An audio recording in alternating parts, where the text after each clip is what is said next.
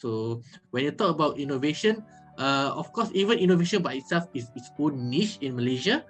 Not a lot of people are teaching it, but I focus on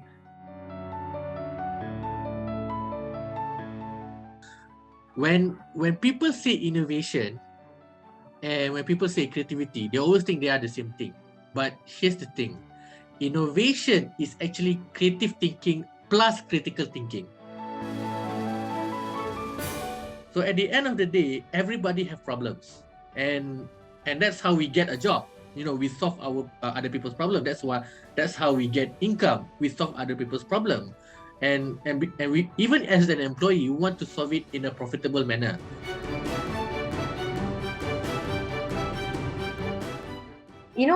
It's the same environment, like it's a normal meeting room, and normally in meetings is the bosses who talk, and then suddenly you ask that employees they talk, they're like, oh no, the boss is there, how, right?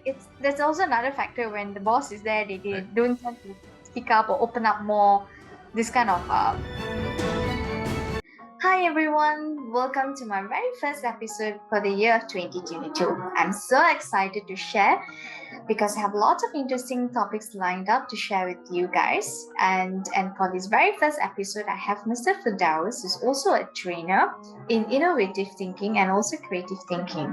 So he shared a lot of valuable inputs and knowledge in regards to this, how you can actually cultivate and develop these skills along the time. So for those who are innovators out there who are thinking how you can enhance more of your skills and your knowledge in this sort of areas, especially on innovation side, then this episode is definitely best for you. You gotta tune in to watch, to listen, and to gain a lot of valuable knowledge. And he also shares a lot of what kind of books you can read, what kind of tools that you can actually get, a lot of good examples that you can actually relate to. So I suggest you to tune in and watch if you want to know more on innovation thinking, creative thinking, and also on critical thinking.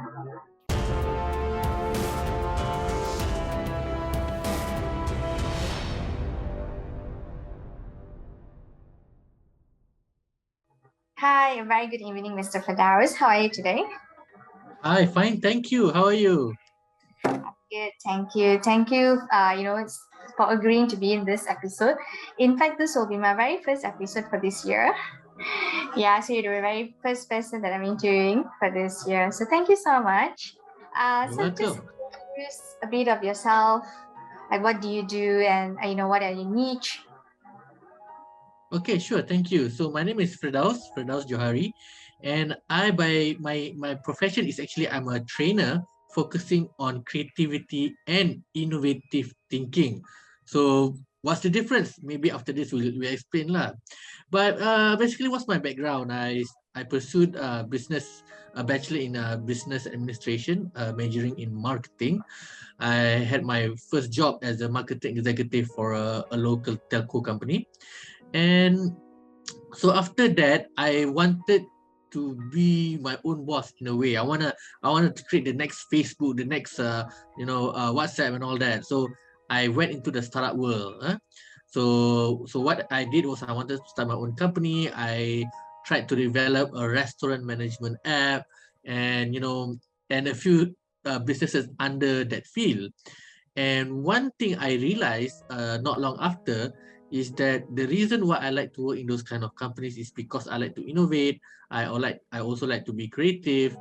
And one of my friends who was actually a trainer told me, "Hey Fidaus, why don't you share the things that you've learned? Because not a lot of people have been in your position, and even if they do, they don't teach other people, and that's like a missed opportunity for Malaysia as a whole." So I say, cool, that sounds interesting, and I'm kind of person who likes to contribute to to people, to Malaysia.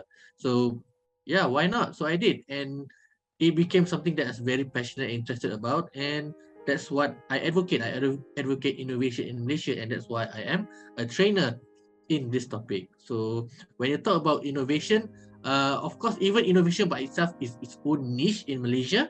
Not a lot of people are teaching it, but I focus on the brain science of innovation, how our brain, because everybody has a brain, right? But how come some people are much more creative and others are not so creative? So that is a passion that I read for myself, and surprisingly, a lot of people want to know, and that's my specialty. But of course, I also innovation, all subtopics of innovation and creativity, but I like to focus on the brain science of innovation. Thank you. That's interesting. That's really interesting. I Mm, mean, I never really heard someone talking about brain science. So mm. you did mention a bit on your niche where it's on the innovative thinking and creativity thinking. Can you explain a bit on what is the difference? What is the difference? Thank you very much. Okay, so when people say innovation and when people say creativity, they always think they are the same thing. But here's the thing: innovation is actually creative thinking plus critical thinking. Now, Okay. consider this situation. When you give out a creative idea, right? It's a creative idea, it's something new, something different. But then you have to see whether the idea is feasible or not, right? Right. So that's critical thinking. Only when you have both creative thinking and critical thinking, then it becomes a reality and then it becomes an innovation. So another way of saying it is that creative thinking is coming up with new ideas. Critical thinking is about filtering and analyzing the feasibility of the idea, but innovation is the outcome. Innovation is when the idea becomes reality. So that's the difference between innovation and creativity. So there you go. And a lot of individuals only have one or the other, but not both. Like some people are very good at creative thinking, some people are good at critical thinking. But if they are unwilling to explore the other side, that's why it's very hard for them to become innovative. So that's the reason lah. Mm. Interesting. I mean, it's everyone think, right, like based on my understanding, everyone think it's almost means the same, but you put it very clearly. What are the difference between this? There's critical, there's creativity, there's innovative. That's interesting. And how do you actually develop these skills? Like you actually mentioned just now that you're saying that not everyone has that critical thinking. Some would have this part, some would have this part of it, but Mm. together all of it, how do they develop these skills in them? Is this a Oh, natural skill or there's something that we can develop along the time? of course, our brain has a superpower to be elastic and adaptable. But in order for you to develop it, first you need to know what are your strengths and what are your weaknesses. So when you know what is your weaknesses, you can hone in and develop it. So one thing that I learned about learning in general, when you want to learn a new skill or to improve in something, is that we learn not from learning, we learn from the reflection of learning. So if you do not know if you do not know what you are weak at, then you cannot reflect on what you are weak. Meaning it's like you don't know what to focus on. So imagine you want to learn how to be a better presenter, although it's nothing to do with creativity, but just an example. So if you present like normal, like 5 minutes you present and then you go back home, you don't reflect on it, and then you just forget about it, then you don't learn something new. But if you were after the 5 minute presentation, you take the time to reflect, what did I do good, what did I do bad that I can improve on, and then you like really take the mental focus to like really take a put. Hey, I tend to look up to the right when I forget the script or something like that.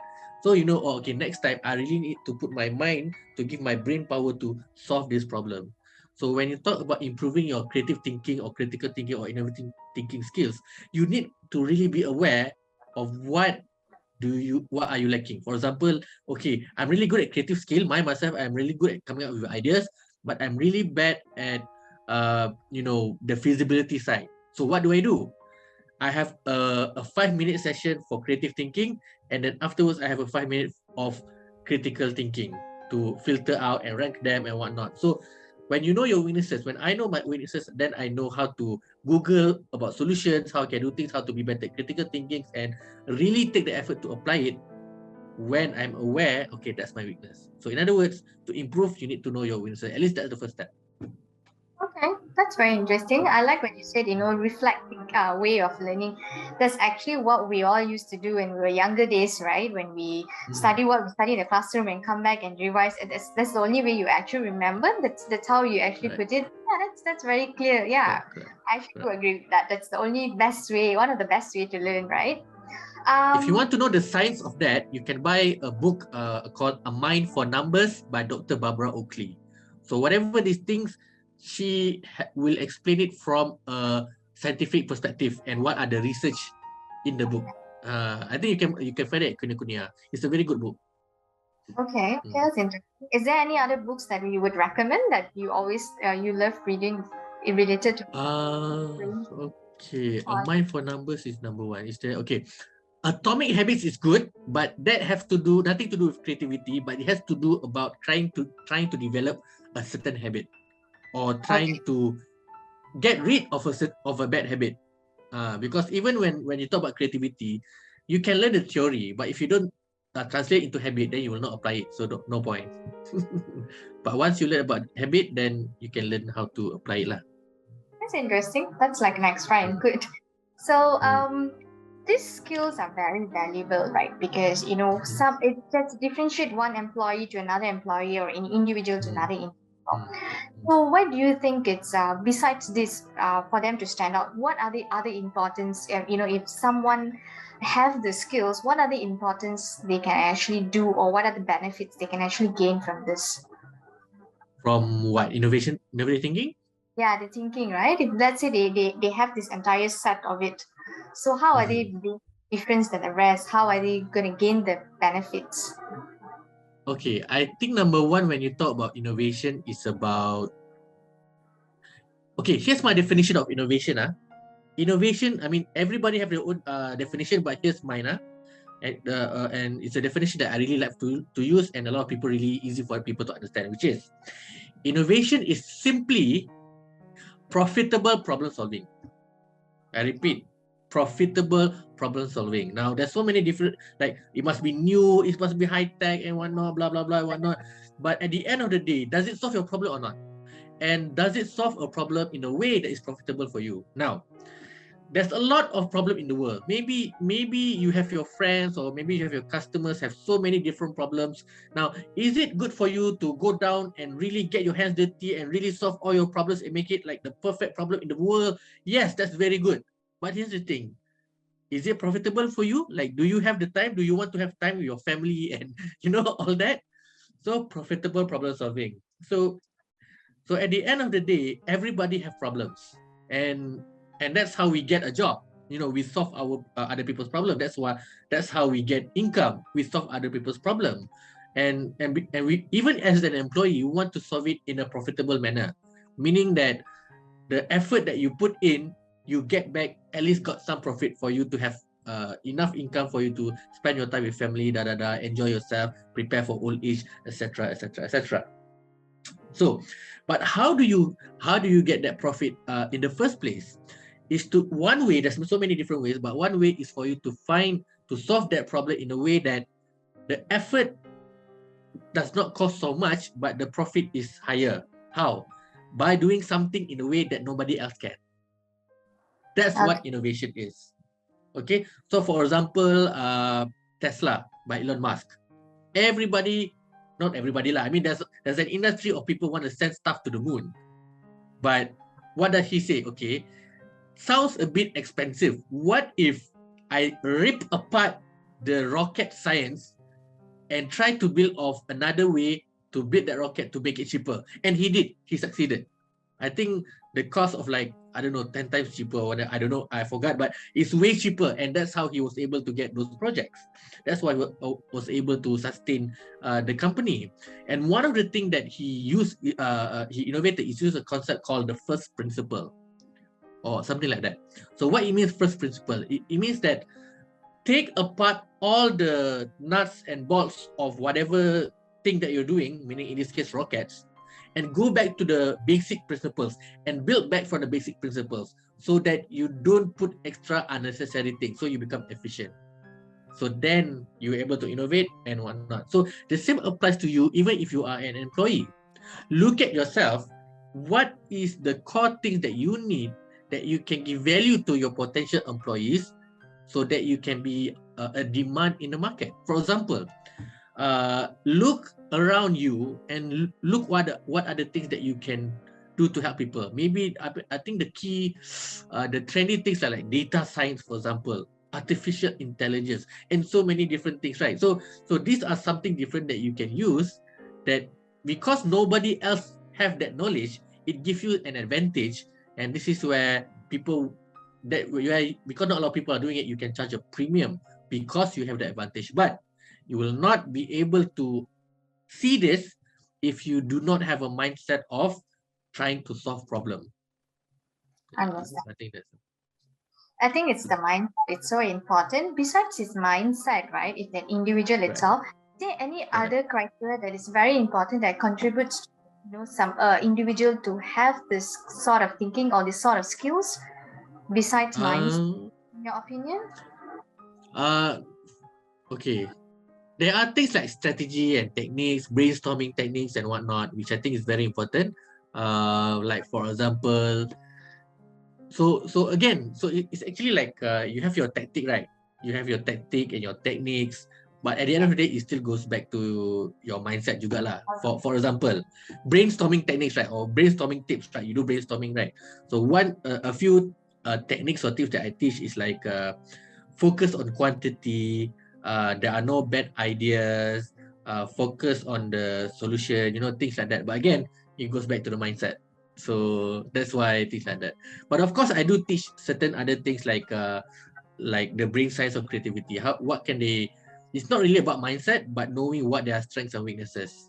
So that's another thing that I teach. So if you know, like I said earlier, if you know what's your weaknesses, you can know what to learn from other stuff. Things like that lah. So I think so. It starts with mindset, but then eventually there will be some techniques lah that I teach. Okay, that's interesting. That's like a procedure to it, lah, from the technique, from the mindset, and then how you actually develop this. Is there any other way that you can actually promote creativity thinking in an office environment between among the employees? Is there any ways that we can actually do that? So let's look at the most thing that people always waste time is they do brainstorming badly. Okay, so I always use this analogy. Our brain will have there are two common modes, which is the warrior mode and the children mode. The children mode is where you become creative. Okay. So this is where but the warrior mode is where you really focus at one thing. You want to reach the goal, right? So imagine if your boss invites you in the meeting room, wants to do a brainstorming session, and he says this: okay, I need an idea for this. Come on, everybody, give idea. Come on, right now, I want to give idea. Please, we are getting screwed by the competitor. Come on, idea. So that is in the warrior mode. So can you be creative in that kind of environment? No, you can't. You need to be in a children mode. So a children mode needs to be somewhere that you can relax, that you don't feel threatened. So if your meeting room, that every time you go into the meeting room, you get scolded, then the alternative is you want to go brainstorming, go somewhere else, go somewhere outside. Even the kopitiam or the restaurant down below, that's still a better environment. And if you cannot do that, try to change the atmosphere. Maybe you can put some poster in the meeting room. Maybe you can force everyone to wear like funny clown hats and whatnot. Maybe put some toys on the table just to change the aura of the knee. So those are the small tweaks you can do in a brainstorming session to inspire more ideas. Because one of the problems that I see is that if you're talking about techniques, right, we always mix the creative thinking phase and the critical thinking phase. So when you want to push it together, then you will get a bad quality of brainstorming session and you don't get a lot of options in your idea. So that's one thing on the top of my head. That's interesting. Actually, for me, it's that the environment, right? You have to set the environment so that they actually can able to speak out, and like what you mentioned, like nicely you put it, like the warrior environment and the child environment. I think it really plays a very important role, because I've also been in a situation where when I was doing some brainstorming with my engineers and all, it's the same environment, like it's a normal meeting room, and normally in meetings is the bosses who talk, and then suddenly you ask that employees to talk, they're like, oh no, the boss is there, how, right? There's also another factor. When the boss is there, they don't tend to speak up or open up more. This kind of bonding, it's so hard for them to speak out. This is why innovation and leadership really connects. There's a very strong correlation between leadership skill and innovative skill. If the leader is not able to inspire them to innovate, meaning the leader is lacking leadership skills. One reason is the leader lack the skills to create an environment of safety and experimentation. Wow. Okay. So I was in this company. So they always say culture of innovation, innovation, innovation that. But at the end of the day, in meeting, there is no culture of safety. Even the CEO cannot even the CEO doesn't have budget to take money out. Everything have to ask the owner. So if the Wow. CEO like that, what not ask the small fry? So again, leadership, innovation, very close together. That's why I believe entrepreneurship is more about innovation, it's more about leadership, but it's not about selling. Okay, that's a good But point. that's just me lah. I mean, the moment people talk about entrepreneurship, people will think about selling. I mean, you're the first one to say that no, it's about innovation and leadership. I mean, that's a good point. That's really a good point. I could relate it because from the moment when you're sharing about this entire innovative thinking, creativity, critical, and you correlate that with leadership now, I actually can relate that to the entrepreneurship. It's not about the selling part. Yes, I got the picture of it. These are some of the great examples that we actually get for every situations, and it's really easily I think we all can relate and we all can understand. And so I think that's pretty much for what we wanted to talk about today, Mr. Firdaus. Thank you so much for your time, and I think you get very good examples for all the questions, and I think everyone can actually relate that. It's a very simple and direct example that people can actually relate. Is there any other last advice they want to give if people who wants to venture into some innovations, creativity, this kind of area? Right? What are the advice that you would want to give them? Okay. If you want to, so there's so many different kind of innovation, right? For example, if you want to innovate a product or you want to innovate a new process flow or something like that, you can research something called design thinking. Now, design thinking is empathize, define, ideate, test, and no prototype, and then test. Now, when we talk about innovation, how do they innovate? They think of an idea, then they give it. They do it. They make a prototype. They sell it, and then nobody wants to buy. Or they propose an idea to the underlings, the subordinates. They say, "Oh, boss, your idea not practical lah." You know why? Because the first step in design thinking says is to empathize, which a lot of people we don't do. What do they do instead? Either they don't empathize at all, or they do surveys. Surveys doesn't work because there's no empathy in surveys. Okay, so that's about if you want to design a product or you want to design a process flow in your organization, because it is very people oriented. Now, if you want to innovate in terms of your business, you can learn about business model canvas or lean model canvas. Lean model canvas is more suitable if you are like a first time entrepreneur, because it's much more basic, where business model canvas is more suitable for if you are a corporations, because it tells that any successful corporation have these 9 components. If you don't have the 9 components, it will tend to fail. Okay, now if you want to know more about those things, you can read Business Model Generation, okay, by Alexander Oftenstander, I forgot the name, something like that. Okay, or if you want to know about Lean Model Canvas, you can read Running Lean by Ash Maurya. If you go to Kunikunya, they will have lah. Okay, what else do we have? Validation board. That's just another tool. It says that validation board is a tool for you how to experiment an idea.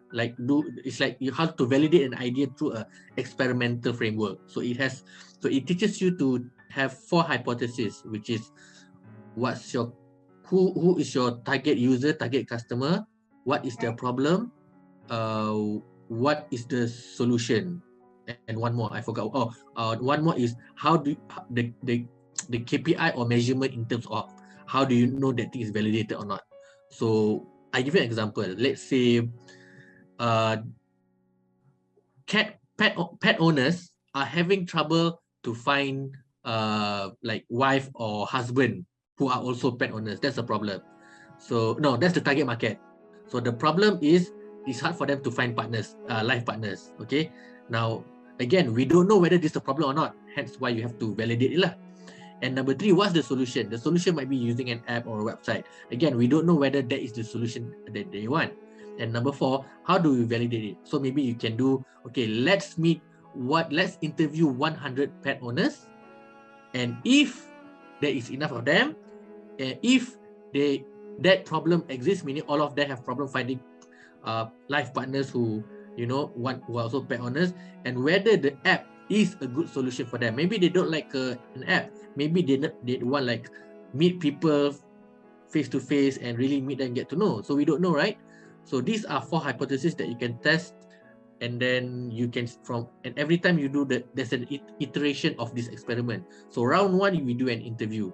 So out of 50 people, 49 says yes, I agree. Then you repeat, but by being more specific with the hypothesis, like what is the age, what is the solution, and then you repeat until you have learned enough for you to be confident to invest to actually creating the app or the solution and whatnot. So that's more, and that applies to any kind of innovation, not just business or product and whatnot. So there's many tools. I'm just sharing a few. Oh, that's actually interesting. I mean, it's not like everything I've heard of. Like business model canvas, design thinking is something familiar of, but like what you said, the validation board is something very interesting. That is like a validation board to see. It's somewhat like is it a portion, just to get my understanding right? You know, in design thinking, there's one portion where you actually do your prototype and testing, right? Can this validation board relate to the testing part? Yes. So if you look, design thinking is more like a framework, and under each of that framework, or like under prototype, under test, there are tools that you can actually use in conjunction with other tools. So validation board maybe, but of course in the original context is prototype. You literally make a testing pot lah. It can be a minimal viable product, it can be like role play, it can be simulation, it can be you like literally doing a mock of the app like on a piece of paper, and then people pretend it's a real app, things like that. So many different ways. It's just different tools. A lot of tools in this segment. All right. Okay. Thank you so much, Mr. Firdaus. I think that was very short and sweet, and you have comprised everything. You have shared so many things. In fact, you have actually listed out a lot of books for for the audience to actually read and everything. So a lot of knowledge sharing. Thank you so much, and I hope that we can see how we can talk more about anything under innovation in the near future. Thank you so much for your time. Thank you. No problem.